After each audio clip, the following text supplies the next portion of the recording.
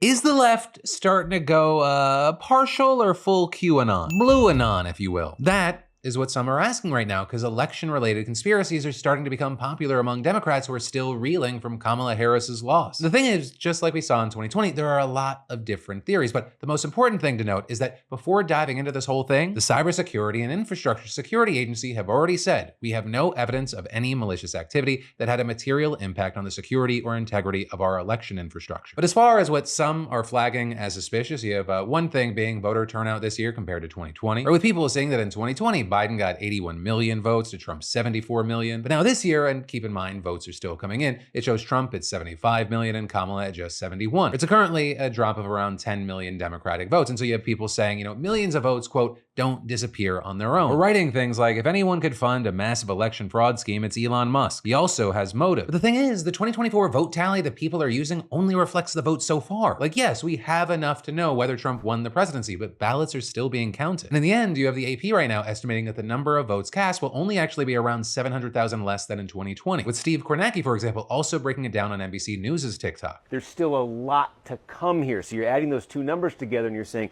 it's a lot less than 20. Well, keep in mind, gigantic states like California, there's millions more votes to come in from California. Washington, too. There's more coming in from Illinois, all across the country.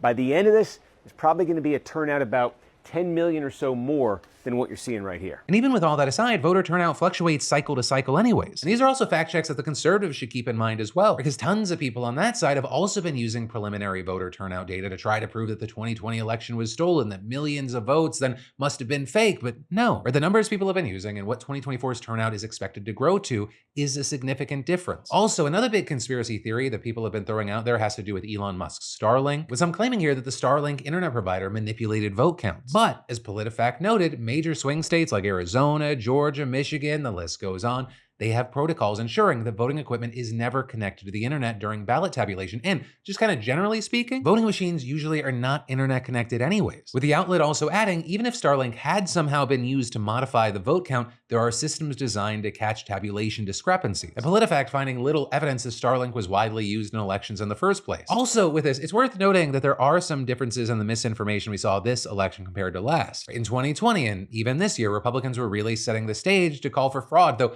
after their victory, their fraud concerns just somehow disappeared. Also, a big difference is with 2024, it's largely just civilians online spreading theories and not politicians, right? Like when you had Trump, people in his administration and elected members of his party claiming it was rigged. But so far, I haven't seen Kamala Harris out there holding a press conference at a landscaping company demanding a recount, which is also why you have a ton of people on the left saying, just stop before it gets too deep. People like activist Olivia Juliana saying, the election wasn't stolen, we lost, you sound insane, stop it. And the likes of Hassan Piker also reacting to a bunch of the theories and saying, these people are doing the same exact that Republicans do, which is not understanding a process. And then because of your own personal inability of understanding how this like regular process works, you are now imagining like an alternate scenario. And personally, I will say there are a number of people out there that have me concerned right now. And if anything, it's given me, and it feels weird saying it because a lot of those people are just would say horrible things to me right now. It gives me a lot of empathy and more understanding for people who believed election lies back in 2020. Like imagine being shocked by the result. You're like, but I saw the rallies. There were so many people there. There was so much energy. Everyone around me thinks like I do. The election was obviously stolen. And then rather than being given time to go, oh, well, no, the world is not my bubble. The vote went a different way. The politician you support goes, no, it was stolen. How fast would so many people flock to that? Because they want to think that's true. That's the only way that everything makes sense. I mean, like I saw huge viral posts of like people in their bed going, did you see AOC, what she said in that video? They're dropping something huge tomorrow, get ready. And a lot of people are just misconstruing things that she's saying. You know, we'll see how things play out from here. Does it involve an increasing number of people going down conspiracy holes, or is this something that's kind of short-lived? It's people in their bargaining stage of grief and or the denial part. But also, hey, with all of that said, I gotta pass the question off to you.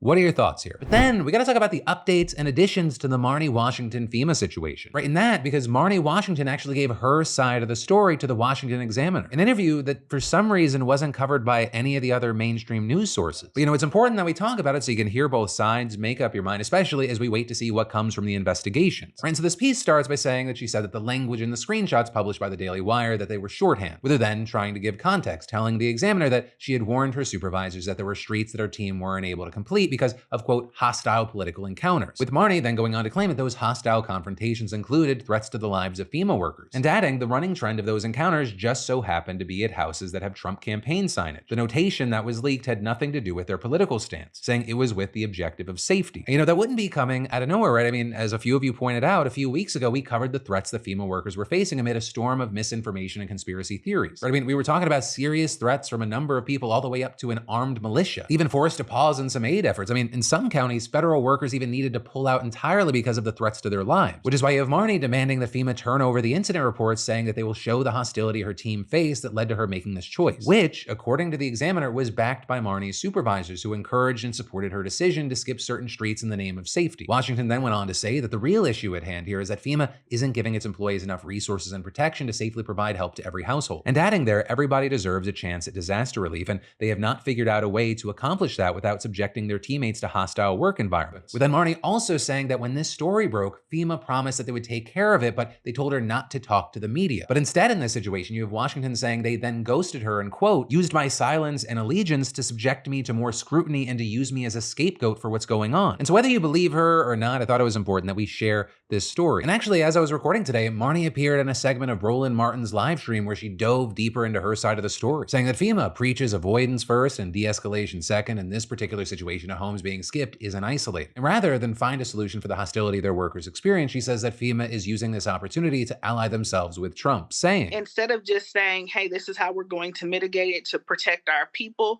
they decided to fire me and make sure Donald Trump knows that they are loyal to him because they fear retribution. She then went on to say to Roland that yes, if homes with Trump signs on a certain street are causing problems, they were going to avoid other homes with Trump signs on that street. But then also saying the same can be said for homes of a different or no political affiliation, which has happened. Have you ever noted any hostility from people who had Biden, Harris wall signs, or did you report any hostility for people who had no signs in their yards?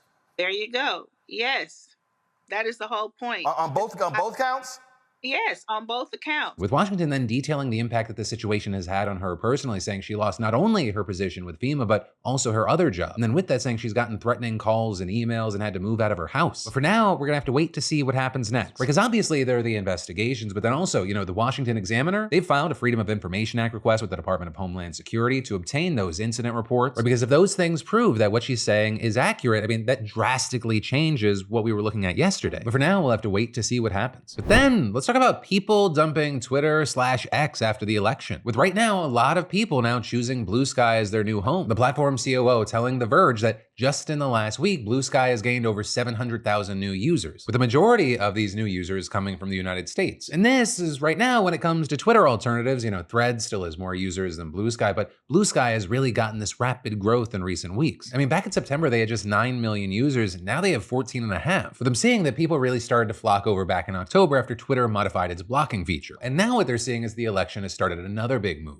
For example, social media researcher Axel Bruns telling The Guardian, it's become a refuge for people who want to have the kind of social media experience that Twitter used to provide, but without all the far-right activism, the misinformation, the hate speech, the bots, and everything else. And all of this, as you probably know, Twitter is owned by Elon Musk, whose super PAC actually spent over $200 million to elect Trump to the presidency. And this, as reports are coming out saying that he's stuck close to Trump ever since the election to influence major transition and administration decisions. Which is why you had one historian who recently joined Bluesky also telling The Guardian, I'm still on X, but after January, when X could be owned by a de facto member of the Trump administration, its functions as a Trump propaganda outlet and far-right radicalization machine could be accelerated. So you have all of that, and then just a lot of people just feel that Twitter has become a more angry and hostile place. With the likes of Alexandria Ocasio-Cortez, for example, saying she won't even announce her presence on Bluesky to Twitter because she doesn't want to inadvertently cause an influx of all the worst accounts on the internet. With her then also adding, good God, it's nice to be in a digital space with other real human beings. And a thing I like here is it's okay to have moments of happiness in public without being being broadly scolded, and I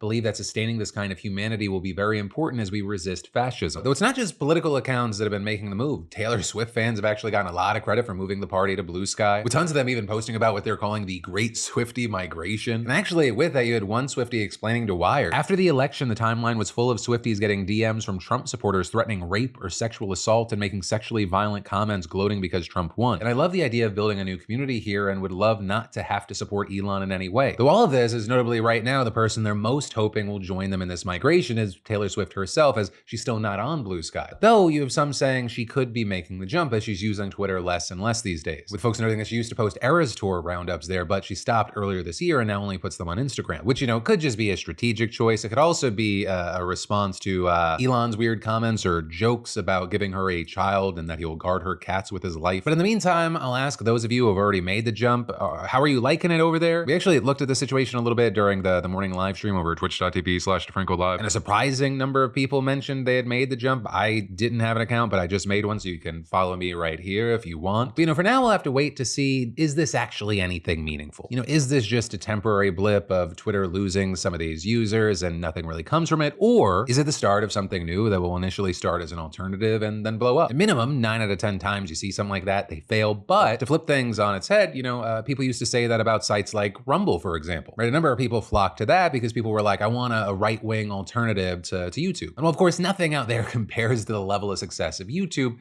Growth is growth, and, you know, just because you're not YouTube doesn't mean you're not meaningful in some capacity. But hey, time will tell. But then, taking a quick break from the news, you know, how many of you kicked off 2024 promising to finally turn a passion project into profit? You know, launch a business or a lucrative side hustle or hobby. You know, for me, I wanted to launch a book club for years, and all that procrastination ended in a random afternoon in like an hour, thanks to our friends and sponsor at Squarespace. In less than an hour, DeFranco's book club was born, which you should also check out. I just dropped November's book. But, you know, for your thing or your thing, Squarespace has the tools that you need to create and sell content, courses, products, physical and digital, online stuff, whatever you need. Sky's the limit. You just simply upload and customize your content with the powerful Fluid Engine editor, and you add a paywall if you want, set a price if you want, keep it open if you want. Because again, it's about everything you can do, or keep it as minimal as you want. But it's amazing knowing you have these tools. You can charge a one-time fee. You can sell subscriptions. If you need a starting point, they've got a ton of stunning professional templates with drag and drop editing that makes site design incredibly simple. No coding required. And since Squarespace has been a trusted partner of the PDS for years, I can honestly say it has been a breeze. I mean, we even leverage Squarespace for our own daily newsletter, the Daily Dip, where tens of thousands of you beautiful bastards keep up with our coverage in your inboxes, take part in daily polls, giveaways, and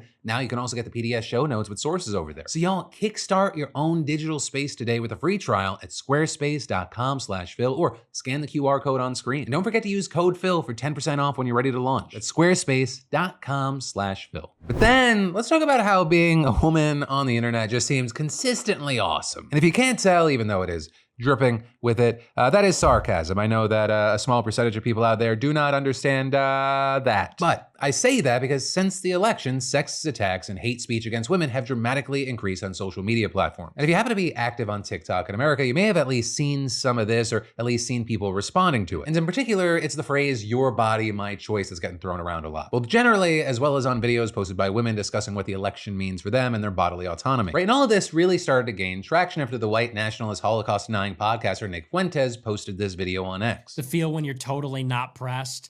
The feel when we control your bodies. Hey, bitch, we control your bodies.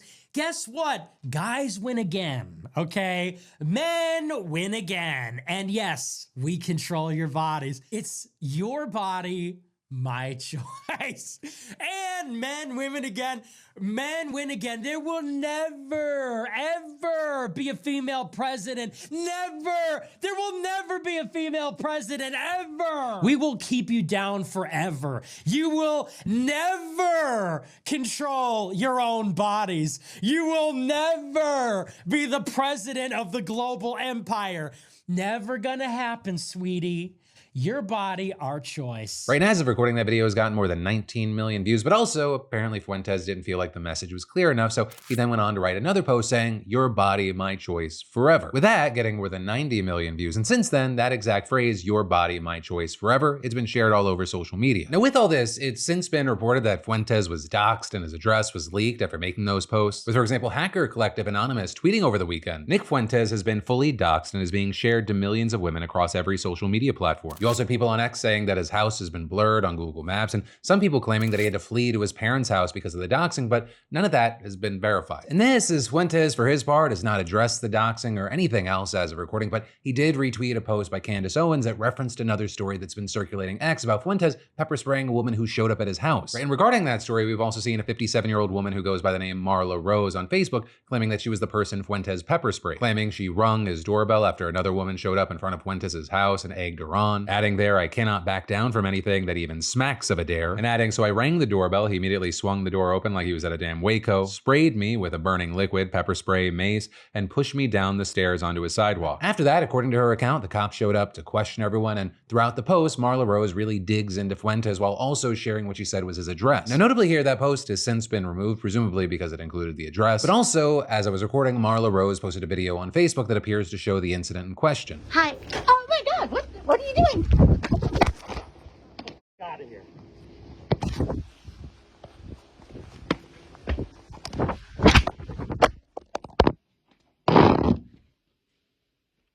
But with all that said, right, this whole situation of sexist abuse and harassment online, it goes way beyond just Nick Fuentes. And this isn't just like anecdotal, there's actually data to back it up. With, for example, research from the Institute of Strategic Dialogue, ISD, showing that during the 24-hour period between last Thursday and Friday, there was a 4,600% increase in the mentions of the terms "your body, my choice" and "get back in the kitchen" on X. Also, during that time period, "your body, my choice" started trending on Facebook with at least 52,000 posts. And then, to make shit extra concerning, the organization also reported that the phrase appears to have made its way offline, specifically into schools, saying young girls and parents have used social media to share instances of offline harassment. They include the phrase being directed at them within schools or chanted by young boys in classrooms. With the ISD also reporting increases in other similar misogynistic language. There have also been big increases calling for the repeal of the 19th Amendment, which of course gave women the right to vote. And all of this as the ISD says that the attacks that we're seeing right now are fundamentally different from similar harassment they documented after the 2020 and 2022 election cycles. With this report explaining that, while this content has kind of always flourished in the so-called manosphere, we're now seeing kind of an unprecedented magnitude and spread of this content. Something they say appears to be connected to bad actors emboldened by Trump's re-election, which they say is something they might view as a broad endorsement of their beliefs. And this, because of general things that he says, whether it be reportedly calling Kamala Harris a bitch or other things. As well as, just during this election cycle alone, he was indicted and convicted on charges of sexual abuse and defamation in E. Jean Carroll's legal case against him. And then I guess also because he won't stop bragging about appointing the 3 Supreme Court justices who overturned Roe v. Wade. Now, as far as what happens from here on social media, on X, it'll, I guess, kind of just continue forever. So this is,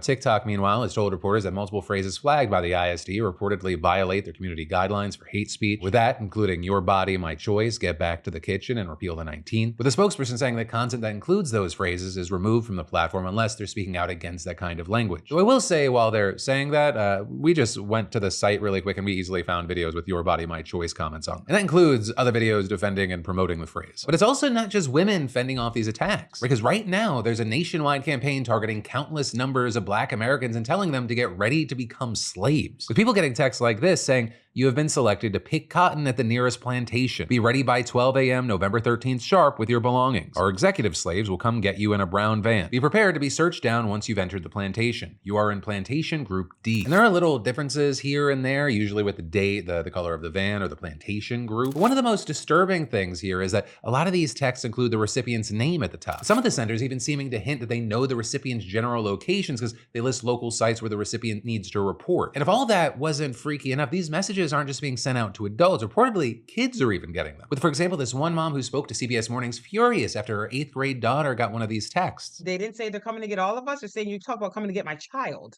right? Removing my child from me to bring her back to something that's not even legal, never going to happen. And how dare you?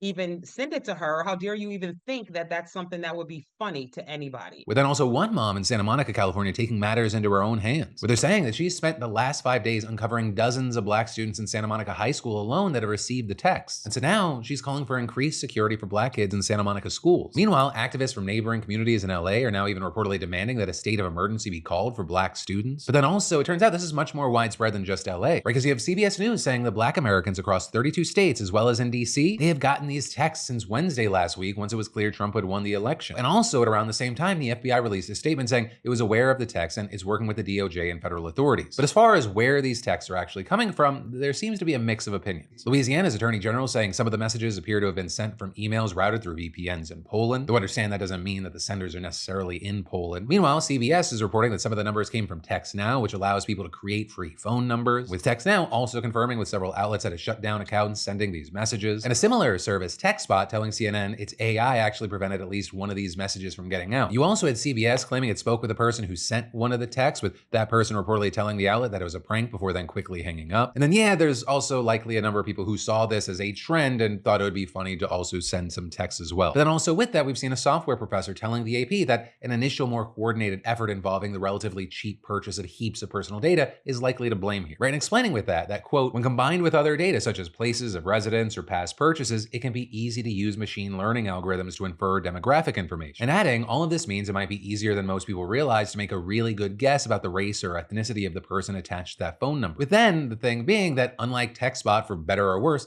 the US doesn't have a filtering system in place that would have flagged any of these messages as suspicious or unwanted. You know, with all that said, I know we covered some different things there.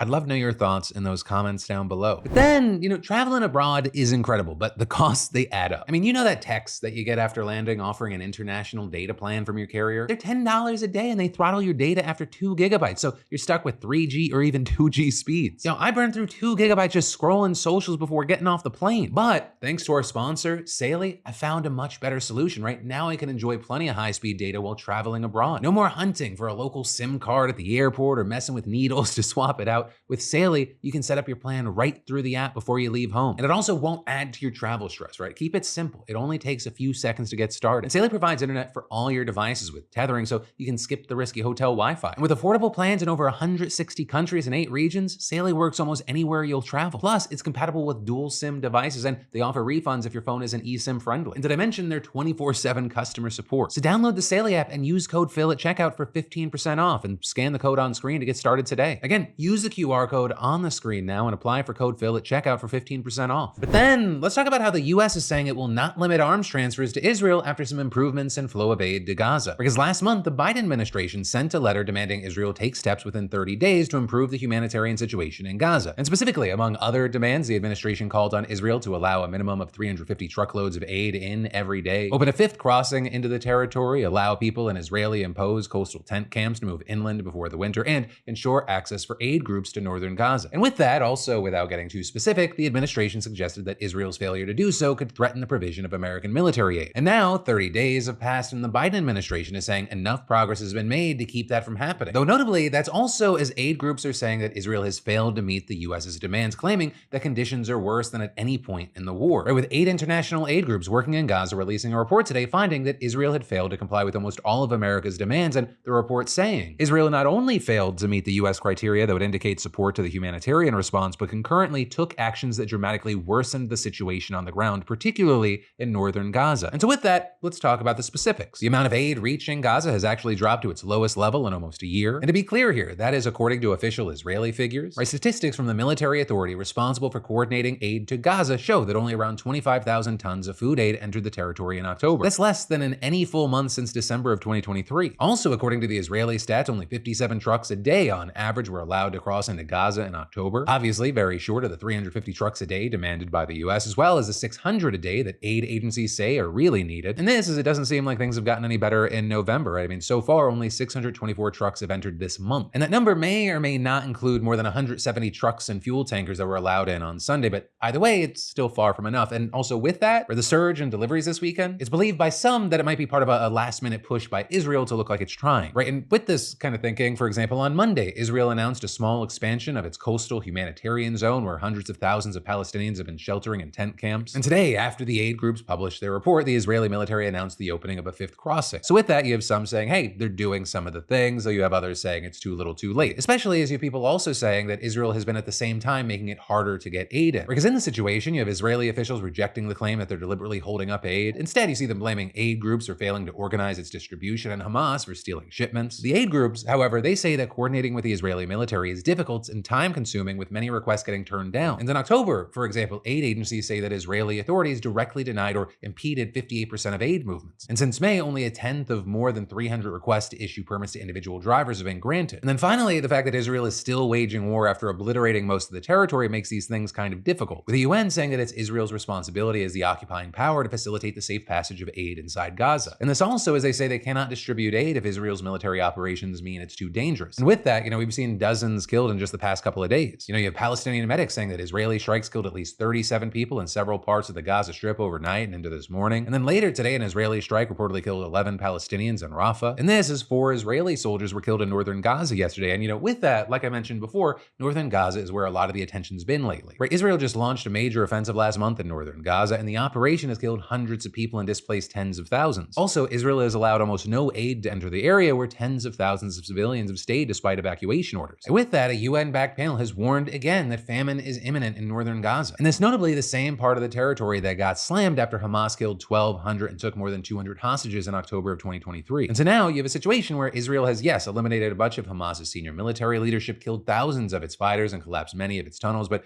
also they've shown no sign of letting up. And so then all of this then ties into the discussion of, what are Israel's real aims here and what will it take for this to end? Right? Because as you've likely seen, there are concerns that what's taking place is ethnic cleansing. And just to sum up the situation, more than 80% of Gaza's population of 2.3 million have been displaced, and more than 2/3 of buildings have been destroyed or damaged. Most Gazans, they face extreme hunger, and the medical system's been devastated. And overall, nearly 70% of the 43,500 people killed in Gaza have been women and children. And in fact, as someone pointed out in the comments yesterday, that number may very well be a huge underestimate, especially when you factor in deaths linked to those other consequences of the war, like hunger, healthcare, and what have you. There even being one rough estimate this summer putting the true potential death toll close to 200,000. And so all that, along with past comments by Israeli officials, have led to activists, Israeli academics, and the ICJ saying that it's at the very least plausible that Israel is committing genocide. So this, of course, is many out there disagree. But in any case there, right, this is all the reason for so much criticism of the Biden-Harris administration, which then brings us back to the deadline. I mean, just a couple of weeks ago, you had a State Department spokesperson, Matthew Miller, conceding Israel was getting a fail grade on improving aid to Gaza. But of course, despite that, the US is not changing its policy. And with that, you have some people saying that it would have made little difference anyway at this point, thanks to the results of the election. Trump has a big history of supporting Israel. We're already seeing Israeli officials excited about his victory. You have people like Israel's finance minister suggesting that Trump winning the election means that the time has come to annex parts of the West Bank, specifically saying the current administration chose to interfere in Israeli democracy and personally refused to cooperate with me. And adding, Trump's victory also brings an important opportunity. And then finally, claiming the only way to remove the threat of a Palestinian state is to apply Israeli sovereignty over the entire settlements in Judea and Samaria. Well, that's just one guy. We've seen signs that that's not just empty talk. Netanyahu, for example, announced that Israel's next ambassador to the US will be someone who has advocated for annexing large parts of the West Bank and argued against Palestinian statehood. The same could also be said for Israel's new foreign minister. I mean, you have him saying that the issue was discussed with Trump before and will likely be discussed again, and adding, it is important to state that Israel sees what we call Judea and Samaria and others call the West Bank not as occupied territories, but as disputed territories. And to be very clear there, the West Bank is occupied territory according to the UN and virtually every other country on earth, including the United States. Right? Israel has occupied the territory since 1967, and in the decades since, it has expanded illegal settlements there. And in fact, just over the past year, while Israel has been waging war in Gaza, it's also been overseeing a major escalation of violence in the West Bank. Right? I mean, more than 700 Palestinians have reportedly been killed there since the war began. Also, you had Israel approving massive land seizures and major settlement construction, escalated demolition of Palestinian property, and increased support for settler outposts originally built in violation of not only international, but